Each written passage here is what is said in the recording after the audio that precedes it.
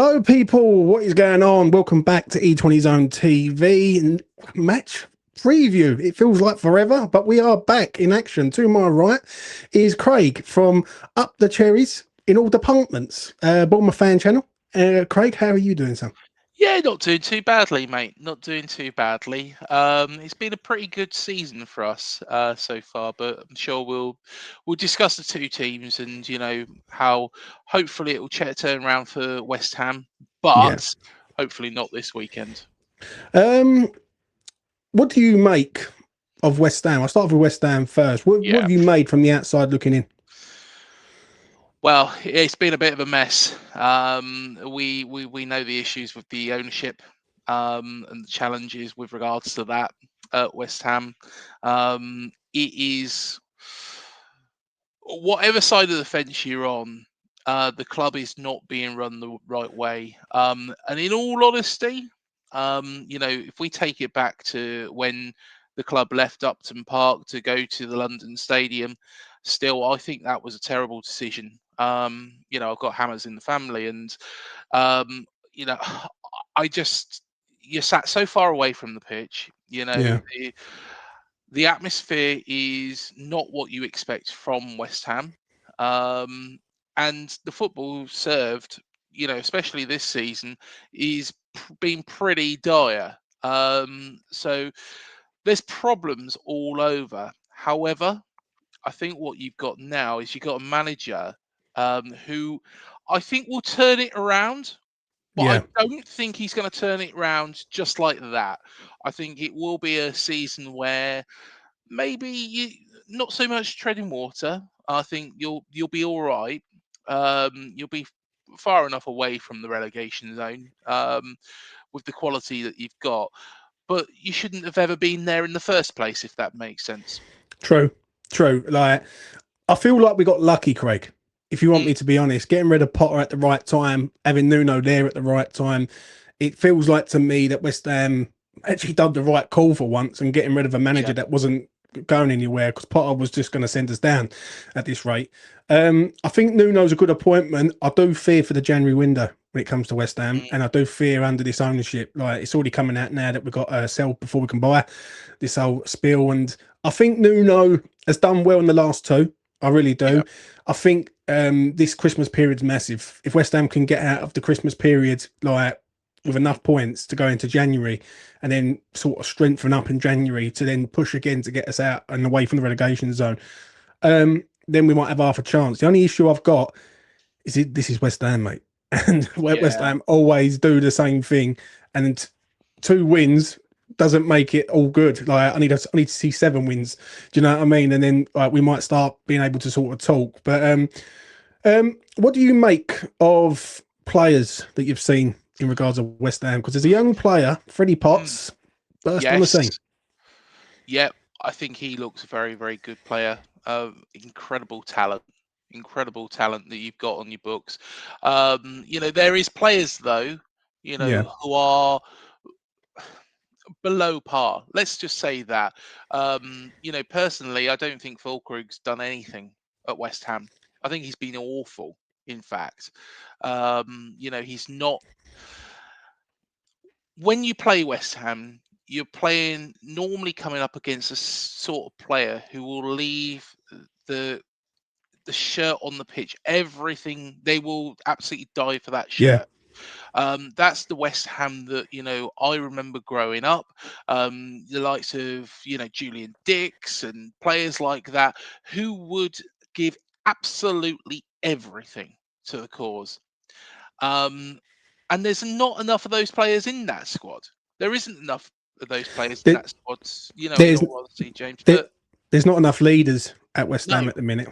That's the problem, and we are relying on players that are not very good to get us out of trouble. Like I mm, think West Ham, for me, Craig, have got a few good players. Like Jared Bowen is a good player. Matthias Fernandez is starting to become the player that I always believe when yeah, we signed him from Southampton is going to be a really good player. Obviously, I like Diouf. I think like I think Freddie Potts coming in has just changed the game for West Ham completely because it mhm, feels like to me everyone's focusing on Freddie and not yeah, on the situation, and every West Ham fan wants Freddie Potts to do well. Like, Yeah. there's not. Listen, unless they're mentally mad, right? There's not one West Ham fan who doesn't want to see Freddie Potts succeed at this club, and Mhm. I feel like that was needed, Craig, at West Ham. Yeah, 100%. I think I believe he's born and bred a West Ham fan, which is always a real big plus. So he's gonna wear his heart on his sleeve. Um, but it is papering over some of the cracks with the ownership issues. Yeah, It is a complete and utter state. West Ham shouldn't be in a position where you have to sell before you can buy. Um, and like I say, there's players who have been completely below par. Somerville, is a player that I really, really wanted at AFC yeah. Bournemouth. Before he went to West Ham, I thought he's quality. You know, I wanted us to snap him up from Leeds. Um, has he really hit his height of where he could do at West Ham? I think it's been very stop-start, Craig, Yeah, for him. One thing with him that irritates me is the end product at the end of everything else. He's got the pace, he's got the skill, he's got the directionness to go forward. He's got all the goods. It's just the final piece is the end yeah, product. If he can get the end product right, then he's a very, very good player, and we've got an extremely good player. But I think that will come in time. I think his time at West Ham's been very inconsistent. He wasn't really yeah. fancied under Julian Lopetegui. He then gets injured under Potter. Then Potter gets the sack. So like it just feels like everything's been stop start. He's going to start at the weekend in Yeah. and he's going to be a threat on that side. It's just that his end product just doesn't seem to like materialize in certain games, which is a bit of a problem for us really because Mhm. we can't keep relying on Jerry Bowen. Do you know what I'm saying? Because he's the main man at West Ham. He is, and all it will take is an injury, and it puts you in a bit of a situation. Of course, you have got a former Cherry in your ranks. I really want to see him do well. Not this weekend, mind. Yeah, Um, believe it or not, I spoke to my cousin, who's a West Ham fan. He was like, "Why are we signing Callum Wilson?" And do you know what? I was like, I wanted us to sign Callum Wilson. I know he's older. I know he's injury prone, but he does get you goals. He does get you goals. But he's only got two so far this term, hasn't he? yeah. If I'm right in thinking. But at the same time, I think he's still got it in abundance. And the problem with West Ham, and forgive me for saying this, James, it's been Lopetegui. Why did you go with Lopetegui? Getting rid of David Moyes. Maybe David Moyes had that ceiling, but he won you a trophy. He won Mm, you a European trophy. You've gone with Julian Lopetegui, which, after his time at Wolves and how he handled his exit from Wolves was pretty poor. He's not really done anything. Graham Potter's come in, who only succeeded really at Brighton off the back of a fairly decent squad. He's come in, he's really shown his true colours. yeah. Unfortunately, the problem with Graham Potter, when I saw him, is that he could only play one way. He can only really play one way. He Yeah, doesn't adjust. He doesn't adapt. He doesn't do anything like that. I actually went on to a Nottingham Forest podcast and I said Graham Potter might have been the best person for them, but because of that, because they were chopping and changing, and because it was going to be a case of he might be able to just steady the ship. But West yeah. Ham aren't about that. West Ham were never in that position. West Ham were a side who really should have been kicking on West after winning Ham, the European West Ham, trophy. West Ham have been forced into that position, Craig. If I'm being honest, Mm, and that all goes back to the owner, which I will speak agree. about in a minute. Yeah. Um, Callum Wilson, I must admit, it will be ironic because a lot of fans, including myself, was like, what's going on here? We've just got rid of Mm, Mikel Antonio. We've signed Callum Wilson on a yeah. play deal. It didn't feel right in the summer, but we've got to rely on this man. This man's got to keep us in the league, and him, Bowen, Somerville as a front three is going to be a threat. All right, so like it's an interesting one with West Ham fans. Is like we will hate a player until we love a player. If that makes sense. And like if he starts scoring goals for us, every West Ham fan is going to be like, "Oh, fair enough," but I don't know. I don't know. He's going to get his opportunity now. Nicholas Fulcroot's Yeah. going to be gone, and he's literally said he wants to leave West Ham, so that's fine. So Callum Wilson's probably going to play from now all the way up to January the 1st. So Let's be honest, you're not going to be missing out on anything yeah, by Fulkrug going. In all honesty, he's been absolutely terrible. He come with so much potential. He come with so much, promise. I remember when West Ham signed him, and everybody was really, really, really excited and thought, "Yeah, this is a man. This is such a good signing." yeah, Um, and he's been anything but. He's been bloody terrible, mate. He really has. He's been awful. I'm actually sounding like a West Ham fan here, talking, because but he's been shy. He has yeah, been absolute shy. Um, with regards to bringing in Callum Wilson to replace Mikel Antonio, I think you know, unfortunately, and thank God, he's made a recovery of sorts. yeah. He had that awful, awful, awful car accident. I can't even remember when it was. I think it was. It was a year ago. It'd be a year ago Yeah, on December the 7th, I think it was. I Yeah, remember. I remember reading it. I was actually, believe it or not, I was in Sainsbury's and I saw it on my phone and I was like, oh my God, because Mikel Antonio is such a likable man. You mm, don't have to be a West Ham fan to realise he's just such a nice man. And you think, how cruel it is for something to happen to somebody who, you know, is so genuine, so honest. Um, Maybe it was a case that I think he could still play football. I don't know really. Of course, I'm not a doctor. I don't yeah, really read too much into it.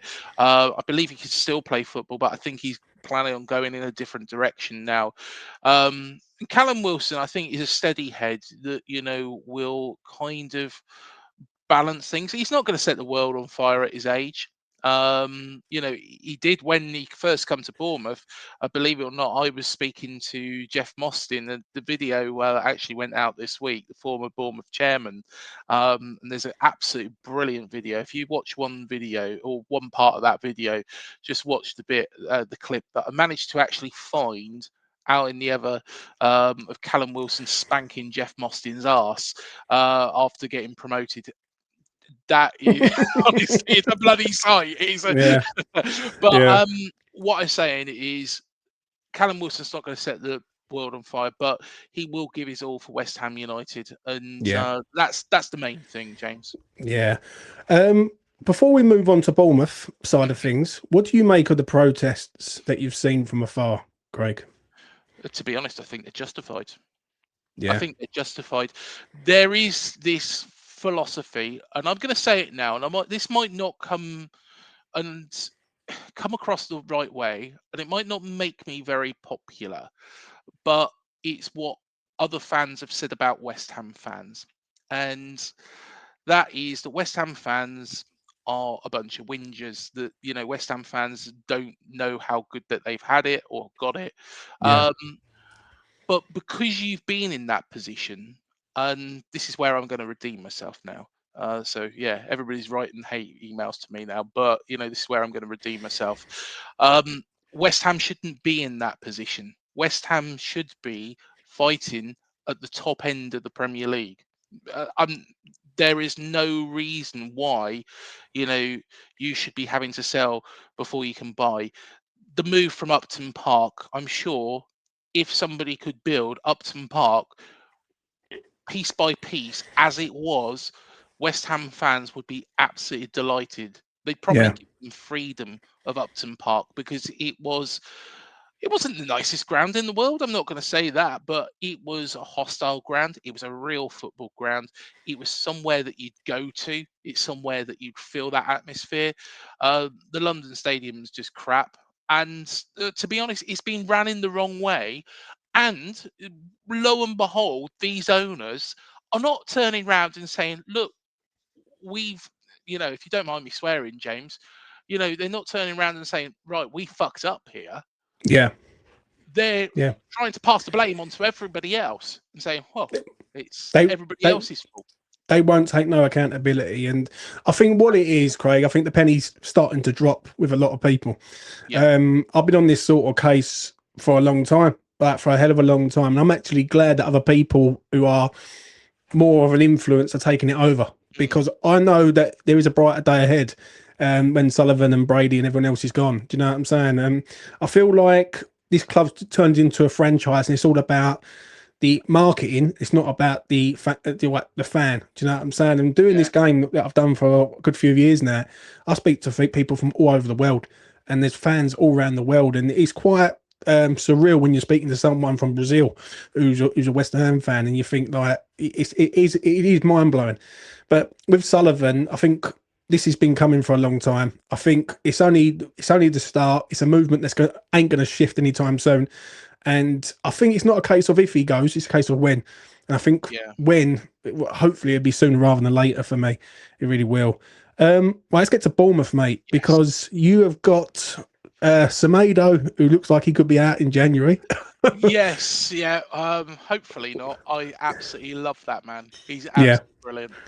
yeah. And I must admit, Bournemouth's sort of selling and buying like policy, or what you do, like your structure at Bournemouth. That's one thing I do rate about that club, because I do remember the club when they was in a lot of shit many, many years ago. Like especially when they looked like they was going to go out of business at one stage. Give us your thoughts on Bournemouth, mate, so far this season. Yeah, I think, we've been absolutely brilliant so far this season. Absolutely outstanding. The way that the whole club has been managed, it is the polar opposite, really, to West Ham. If you imagine, we have got a lot smaller grounds. We haven't got the history. We've got Simon Francis and Tiago Pinto who are doing the recruitment and are doing an absolutely stunning job of the recruitment, bringing in the likes of Dean House and Milos Kerkez. I know those two have left, but at the same time, the amount of money we've actually made back for them. We continued. We didn't panic. We actually went out and thought, right, okay, Milos Kerkez is leaving. We'll bring in Adrian Traffair. Who Great heard of player. Adrian Traffair beforehand? Nobody. Zabania moves on. We've signed Diakite, Bafode Diakite, and to replace Dean Howson, we've signed Veliko Milasakovic, who 18 years old, Serbian defender, under 21 international. I don't even think he's actually under 21 international he's been playing at. Yeah, Um, he's been bloody brilliant. He's been absolutely assured. Bafode Diakite, you wouldn't think he's great in the air, looking at the size of him. But coming up against somebody like, Virgil van Dijk or somebody like that who towers over him, yeah. he reads the trajectory of the ball so well that it doesn't really matter. It's just the whole recruitment at this football club is absolutely first class. And I've got to be honest. The recruitment at Bournemouth, Brentford, Brighton, all three of them clubs, all mm, their recruitments always seem to be spot on. This is the difference between West Ham and Bournemouth. And when I look at West Ham, our recruitment's from the 1990s, and Bournemouth's is the 21st century. Like, do you know what I'm yeah, saying? They go out and get rid of players, like you've just mentioned, and they got rid of over £200 million worth of talent last year, if not more than that, and they've replaced them straight away with equally as good, if not better. Do you know what mm, I'm saying? I remember yeah, Semedo at Bristol City, yeah, and yeah. he was a little dynamite player then. And obviously, Bournemouth went in there and sort of took the chance on him. How are you going to feel if he does leave, mate, in the January window? Well, you know what? When he first signed, and actually, I think I spoke to you shortly after he signed, Yeah, and I turned around and I said, he's a player that blows hot and cold. He's not a player that's consistent for Bristol City. Why have we signed him? Well, Andoni Iraola, by far, in all honesty, the best manager in the Premier League. He is the best manager in the Premier League. He is the diamond in the pack. If we lose Andoni Iraola, we're in trouble because we won't be able to players are coming to Bournemouth because of him as well. Yeah. But Semenyo is strong. He's quick. He's fast. He cuts on in the inside. I think it's inevitable. We will lose Semenyo at some point. I'm hoping it's not during the season. That would be a real bummer. What I don't like, and what I really, really, really don't like, is all this talk about this release clause. And I've got nothing to doubt that it's in there because we didn't think the football club didn't tell the fans that there was a release clause in Dean Howson's contract. Yeah. And lo and behold, there was. Now Semenyo, it's come out and it's the same sort of sources, and maybe it is true. But one thing I do know is that Semenyo is very, very happy within this area. That's one thing, that from outside, all the influences outside and the people that have spoken to me, he's happy in this area. He doesn't really want to leave Dorset as such. But if I don't know how much he's getting paid at Bournemouth. It's got to be, a decent amount. Do But if you think though, Craig, he might wait to the summer? I hope so. I hope Yeah. so because it'll make it easier in the summer to replace him. Yeah, I agree with you. Yeah. During the January window, it would be a nightmare. The one thing though that makes me think that clubs will go for him during this window, he's not going to the African Cup of Nations. Mm, So yeah. it's very possible. I think there's two things that will stop this speculation. The first one, is that he goes on a bad run, which we don't want. The second one is he has a pretty bad injury, which of course we don't want. And I don't want that for Antoine. But at the same time, this is just going to rumble on, and we've just got to hold our resolve. If this clause isn't in the contract, Mm, then we should be demanding over 100 million. If it is in the contract, we've got our hands tied behind our back and we're in trouble, because Manchester United, they might be a worse team than us. They're probably a worse team than West Ham, to be perfectly honest. They've just gone on a decent run, whereas yeah. West Ham's been a bit of a basket case behind the scenes. Sorry to say it, James, but in all honesty, they've got the money. That's the problem, which we have got, with Bill Foley. But of course, Manchester United, where does their money run out? It doesn't seem that PSR applies to them, whereas it seems It, to apply to everybody else. I completely agree. I completely agree. One thing I will say is, right, before we move on to get your starting 11, hmm and I'll do mine and all while I'm at it. How do you feel when it does become like, 'cause Bournemouth is a bit of a selling club? Yeah. There's no like question about that. They are a club that bring players in, develop them, and then ship them out for large amounts of money. hmm As a supporter of Bournemouth, how do you feel about that policy for you? It's the policy we've got to live by in this division. If we want to progress, what we've just got to hope is that Simon Francis and Thiago Pinto don't have a stinker and Yeah, sign players that aren't up to it. They seem to have a pretty good track record. There's one or two players which you think might not make it. Um, what are the players actually, that we did sign during the January window last season? It's gone out straight away. Um, a player called Julian Arejo seems to have been, and it's a shame actually because I did mention, before about Julian Arejo, and I said he did something really stupid in our cup game against Brentford. The sending off was ridiculous. It was dangerous. It was deserved. The yeah, red card. And to be honest, I think Andoni might have thrown the book at him. And I said at that time, rightly so. In fact, it was funny because I was walking the in-laws' dog the other day, and I saw Julian Arejo out, and I had a lovely conversation with him. So yeah, I feel a bit bad for saying it now, but at the same time, it's the policy we've got to live by. Really, it yeah. really is. It really is the policy we've got to live by. I think I think for us, from the West Ham side, I think we find it very, very hard to let players go. Because I think Mm, we get a very much an emotional attachment to a player, and we're like, oh, we don't want to yeah, lose him. I think some clubs can handle that, like because they've got a conveyor belt of other talent that they've found.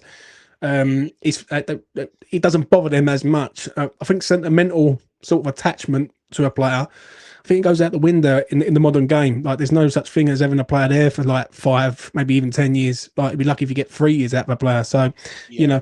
know, right. Let's come to starting the lineups. Craig, I'll let you go first, mate. What are you saying for Bournemouth? Yeah, no problem. So, I didn't realise, and I have actually done another podcast, and I apologise for that podcast um, earlier on today because I actually missed out that 2 players are actually out, which you're going to probably be quite pleased about.